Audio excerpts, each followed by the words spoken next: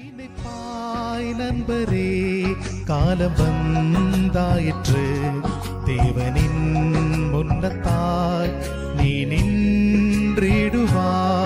இயேசுராஜன் வரும் நாளிதை நினைவு கொள், நியாய தீர்ப்பதின் நாள் தாமதம் ஆகுமா நினைப்பாய்.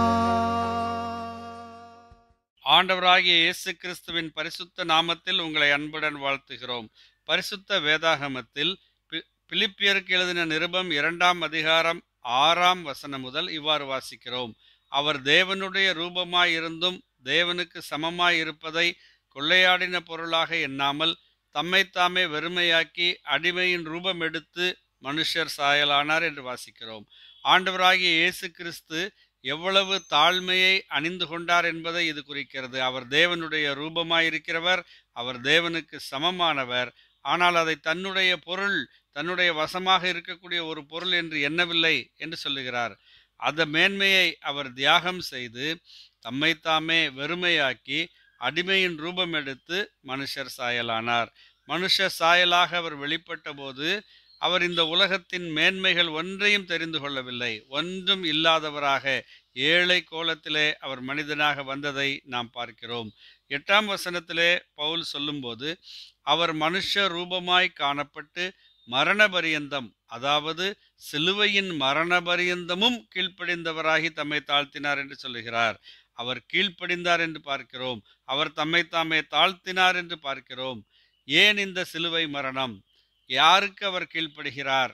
ஏன் அவர் தம்மை தாழ்த்தினார் என்று சிந்திக்கும் போது, மனுக்குலம் பாவத்தின் நிமித்தமாக தேவனை விட்டு பிரிந்து போன நிலையிலே அந்த மனுக்குலத்தை மீட்பதற்காக, காப்பாற்றுவதற்காக தேவன் இந்த உலகத்திலே மனிதனாக தோன்றினார். ஆதாம் பாவம் செய்தபோது ஏதேன் தோட்டத்திலிருந்து ஆதாம் துரத்தப்பட்டான். தேவனோடுள்ள ஐக்கியத்தை, தேவனுக்கு அருகாமையில் இருக்கிற அந்த ஒரு நல்ல சூழ்நிலையை அவன் இழந்து போனான். மனிதன் இழந்து போனதை மனிதனுக்கு மீட்டு தரும்படியாக அவர் அடிமையின் ரூபம் எடுத்து வந்தார். மனுஷ சாயலானார். தேவனுடைய ரூபமானவர், தேவனுக்கு சமமானவர், நம்மையும் தேவனோடு ஒப்புரவாக்கி நாமும் தேவனோடு ஐக்கியம் கொள்ளுவதற்காக இந்த உலகத்திலே நம்மை போல மனிதனாக வந்தார். மனிதனாக வந்தது மட்டுமல்ல, அவர் மனுக்குலத்தின் மீது வரவேண்டிய பாவத்தின் தண்டனையாகிய மரண தண்டனையை தாமே ஏற்றுக்கொண்டு சிலுவையிலே, அவர் கல்வாரி சிலுவையிலே தம்முடைய ஜீவனை கொடுத்தார். அதைத்தான் பவுல் எழுதும்போது, அவர் மனுஷரூபமாய் காணப்பட்டு மரண பரியந்தம், அதாவது சிலுவையின் மரண பரியந்தமும் கீழ்ப்படிந்தவராகி தம்மைத்தாமே தாழ்த்தினார் என்று எழுதுகிறார்.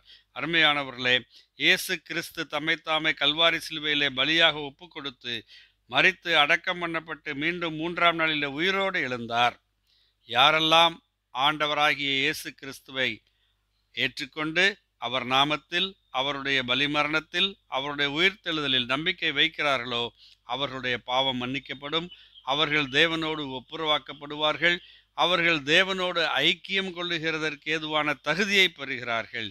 நீங்களும் அவ்வாறே இந்த மன்னிப்பையும் நித்திய ஜீவனையும் பெற்றுக்கொள்ள வேண்டும் என்பதே உங்களுக்காக நாங்கள் தேவனிடம் செய்யும் விண்ணப்பமாயிருக்கிறது.